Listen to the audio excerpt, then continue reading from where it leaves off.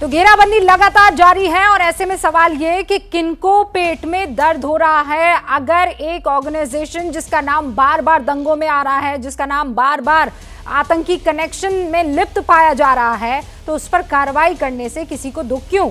SP वैद साहब पूर्व DGP Jammu Kashmir के हमारे साथ जुड़ गए हैं। एनके सूद साहब पूर्व अधिकारी हैं रॉ के। शिवम त्यागी राजनीतिक विश्लेषक है। दानिश कुरैशी राजनीतिक विश्लेषक है। Avanijesh Awasthi professor Delhi university. बिलाल खान वकील है सुप्रीम कोर्ट में। शुरुआत दानिश कुरैशी साहब मैं आपसे कर रही हूँ, क्या पीएफआई को बैन कर देना चाहिए? एक के बाद एक जो सबूत आ रहे हैं, जो छापेमारी हो रही है, ये किस तरफ इशारा कर रहे हैं? देखिए, बैंड करने की बात जो है ना, मेरे कहने से वो बैंड हो जाएगी, ना मेरे ना कहने से वो उसका बैंड रुक जाएगा। ये पूरा प्रोसीडिंग है और मुझे लगता है कि कोर्ट को इसको प्रोसीड करना चाहिए पूरा, और उसमें अगर कुछ तथ्य निकल के आता है तो आपके या किसी के या मेरे भी किसी के भी कहने से ना वो बैंड रुकेगा ना वो बैंड लगेगा। जहाँ तक सवाल है पीएफआई के ऊपर एनआईए का और ईडी के जो रेड्स की बात है, अभी तक ये एजेंसी का एक इन्वेस्टिगेटिव लेवल है और मुझे लगता है कि इसको आगे बढ़ाने की ज़रूरत है। Let's the court decide, court फैसला करेगी इसमें। हमने पहले भी देखा है, शायद पहले भी इस पर एक आध बार बैन लग चुका है, जो पूरा कानूनी मामला दांव पेच जो चले सुप्रीम कोर्ट तक चले, उसके बाद उसमें बैन रिलीज़ हुए। और अगर कहीं कुछ संदिग्ध लगता है और चीज़ें सामने आएगी तो कोर्ट अपने आप मुझे लगता है कि उसमें संज्ञान लेगी। नहीं, ये कोर्ट पर तो आप फौरन ऐसे डाल रहे हैं जैसे कोर्ट की सारी बातें आज से पहले आपने मानी है और उनके किसी भी फैसले का आपने एकदम आंख बंद करके स्वागत कर लिया है। ठीक है, तो फिर मेरी बात सुनिए, आप एनआईए से और ईडी से कन्विक्शन लिखवा लीजिए, वो जजमेंट दे दें। और तो क्या करें? नहीं भाईजान, मैं आपसे जो सवाल पूछूं उसका जवाब दीजिए। मैंने तो ये नहीं कहा कि कोर्ट को बैन कर देना चाहिए कि नहीं कर देना चाहिए, या कानून के रूप में क्या होना चाहिए। आप कह रही हैं, मैंने आपसे आपका पर्सनल इस वक्त वक्तव्य मांगा है।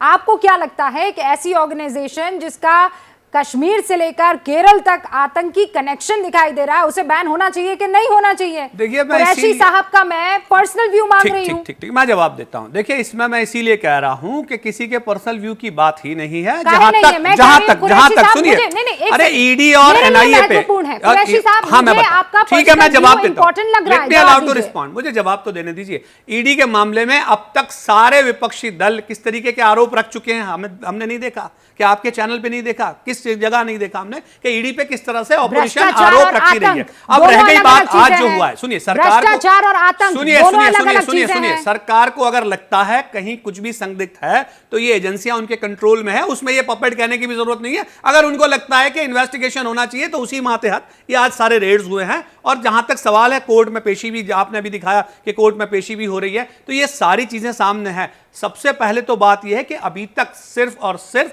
हंगामा मचा हुआ है। अगर तथ्यों के साथ कुछ चीजें आई हो तो मुझे लगता है कि सामने आएगा, उसके बाद डिसाइड करने की जरूरत है। क्या पीएफआई को लेकर गैर कानूनी तरीके से तो ना किसी पे बैन लगाया जा सकता है ना हटाया जा सकता है। ये गैर कानूनी नहीं है सर। मैं पीएफआई को लेकर जिक्र कर रही हूँ, पॉपुलर फ्रंट ऑफ इंडिया को लेकर जिक्र कर रही हूँ, जिसके बारे में बाकायदा हाईकोर्ट की टिप्पणी है।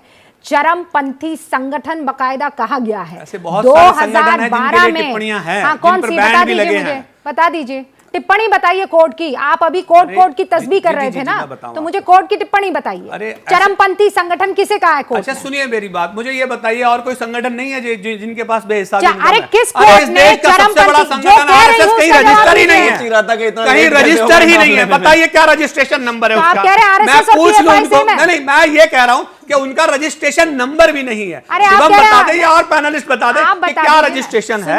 ऐसा है, मैं भी जान लूं, मेरे भी इल्म में इजाफा हो जाए। कुरैशी साहब सुनिए, जी बोलिए। ये हुंकार कार्यक्रम है, हाँ। ये हलवाई की कड़ाई नहीं है कि यहाँ बैठकर आप जलेबी बिल्कुल, बनाएं। इसीलिए तो मैं कह रहा हूँ कि हलवाई वाली बात नहीं होगी, कानून की बात की जाए। मैं सवाल पूछ रही हूँ और सवाल का जवाब दीजिए। और जवाब मैं आपसे इस बारे में लेना चाहती हूँ कि कोर्ट ने किस संगठन के बारे में वो टिप्पणी की है जो पीएफआई के बारे में। बैन नहीं लगा क्या इस देश में? नहीं लगा बैन? नहीं, कोर्ट की बात कीजिए ना, अभी कोर्ट कर रहे थे आप। सुनिए मेरी बात, मैं वही तो कह रहा हूं। तो आप बताइए, चलिए आप बताइए उसकी आमदनी के रास्ते क्या? आपको पता है? मुझे तो नहीं पता। आप मुझे बताइए, आपको पता है? कोर्ट के हिसाब से चलेंगे ना, कानून के हिसाब से चलेंगे। बिल्कुल, तो मुझे बताइए। तो हटा बैन उनके ऊपर, और आज भी एक्टिव है वो। कौन तो हटा बैन? आरएसएस की बात कर रहा हूं मैं। आप ये जो आज की जो गतिविधि हुई है, मैं बात कर रही हूँ। सुनिए मेरी। अच्छा, इलियासी साहब जो हैं जी, वो आपको लगता है कि अकल से पैदल है?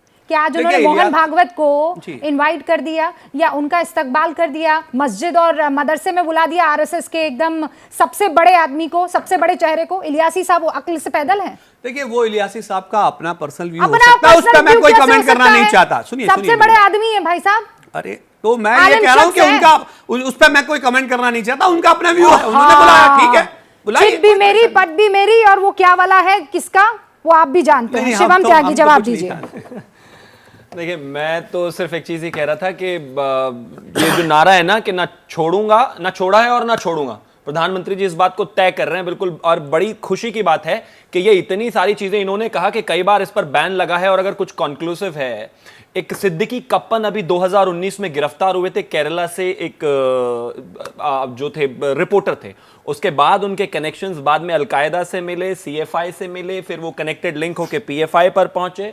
और मुझे लगता है कम से कम इस दुनिया में कुल मिला के 7-8 जगह आतंकवादी संगठनों के साथ ये परोक्ष और अपरोक्ष रूप से पाए गए हैं पीएफआई वाले। पीएफआई वो संगठन है जिसने कहा था कि उसामा बिन लादेन एक मार्टर है, एक शहीद है। पीएफआई वो संगठन है, मुझे लगता है कि रुबिका जी पिछली 50 डिबेट्स अगर दंगों के बारे में आपके साथ मेरी हुई होंगी तो उसमें से शायद 49 में, चाहे सरकार कांग्रेस की हो चाहे बीजेपी की हो, सबने यही कहा है कि इसमें पीएफआई का हाथ है। बात सिर्फ एक ही आती थी कि अगर इतना सब कुछ है तो केंद्र सरकार इसको बैन क्यों नहीं करती।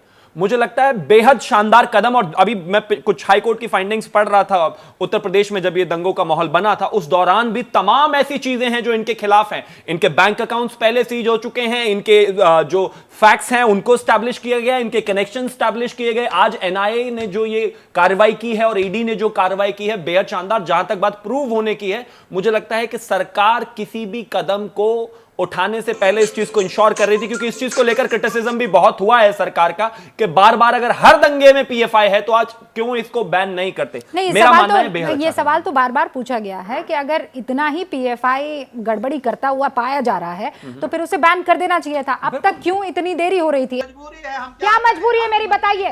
मैं अभी आपको बताती हूँ कि मैंने ओए होए होए होए नमकीन के चटकारे लेते हुए टकटकी मार के डिबेट शो को पॉज रिपीट कर करके देख रहे हैं जोगिंदर जी। इनकी तरह आप भी देखें अपने फेवरेट डिबेट्स को रिपीट कर और डाउनलोड कीजिए एबीपी लाइव ऐप अपने स्मार्ट टीवी पर।